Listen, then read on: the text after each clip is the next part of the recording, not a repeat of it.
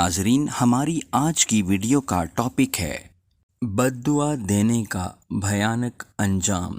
ایک بہن کہتی ہیں، ایک دن میں اپنے گھر کی صفائی کر رہی تھی، اتنے میں میرا بیٹا آیا اور شیشے سے ایک شاہکار تحفہ گرا دیا اور وہ ٹوٹ گیا۔ میں اس سے بہت ناراض تھی کیونکہ یہ بہت مہنگا تھا اور میری ماں نے مجھے دیا تھا اور میں اسے پسند کرتی تھی اور اسے رکھنا چاہتی تھی۔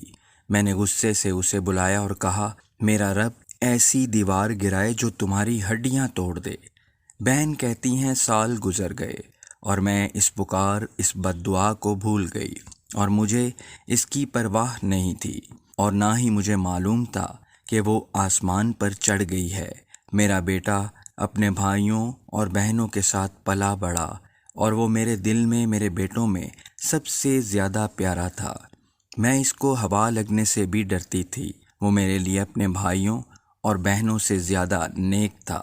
اس نے تعلیم حاصل کی، گریجویشن کیا، ملازمت حاصل کی اور میں اس کے لیے بیوی تلاش کر رہی تھی۔ اس کے والد کی ایک پرانی عمارت تھی اور وہ اسے گرا کر دوبارہ تعمیر کرنا چاہتے تھے۔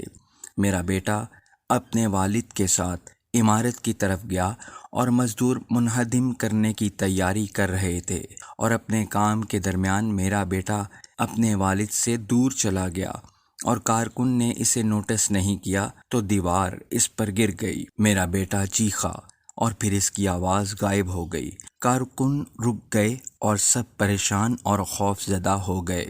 انہوں نے بڑی مشکل سے اس سے دیوار ہٹائی اور ایمبولینس آئی اور اس کا جسم لے جانے کے قابل نہ رہا تھا کیونکہ شیشے کی طرح گر کر ٹوٹ گیا تھا، تو انہوں نے اسے بڑی مشکل سے اٹھایا اور انتہائی نگہداشت میں منتقل کیا۔ اور جب اس کے والد نے مجھے خبر کی تو میں بے ہوش ہو گئی اور جب مجھے ہوش آیا تو گویا اللہ تعالیٰ نے میری آنکھوں کے سامنے وہ گھڑی بحال کر دی ہو جس میں میں نے بچپن میں کئی سال پہلے اس کے لیے بد دعا کی تھی، اور مجھے وہ بد دعا یاد آ گئی اور میں روتی رہی یہاں تک کہ میں دوبارہ ہوش کھو بیٹھی۔ جب ہسپتال میں مجھے افاقہ ہوا تو میں نے اپنے بیٹے کو دیکھنے کے لیے کہا۔ میں نے اسے دیکھا اور کاش میں نے اسے اس حالت میں نہ دیکھا ہوتا۔ ان لمحوں میں دل کی دھڑکن رک گئی اور میرے بیٹے نے آخری سانس لی۔ میں نے روتے ہوئے کہا، کاش وہ دوبارہ زندہ ہو جائے، گھر کے تمام فن پاروں کو توڑ دے، بس میں اسے نہ کھو دوں۔ کاش میں گونگی ہو جاتی اور اس کو بد دعا نہ دیتی۔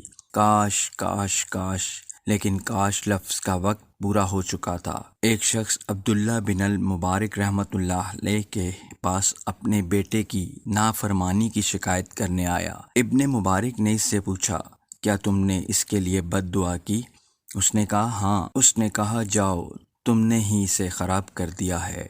ہر ماں اور باپ کے لیے میرا پیغام، اپنے بچوں کو غصے میں بد دعا کرنے میں جلدی نہ کریں۔ شیطان مردود سے اللہ کی پناہ مانگیں۔ اپنی زبانوں سے وعدہ کریں کہ وہ اپنے بچوں کے لیے کامیابی اور رہنمائی کی دعا کریں۔ ان کو بد دعا نہ دیں اور جان لیں کہ اپنے بچوں کے لیے بد دعا کرنے سے ان میں فساد، ضد اور نافرمانی ہی بڑھ جاتی ہے۔ اس نافرمانی کی شکایت کرنے والے سب سے پہلے آپ ہیں جنہوں نے ان کے لیے بد دعا کرنے میں جلدی کی۔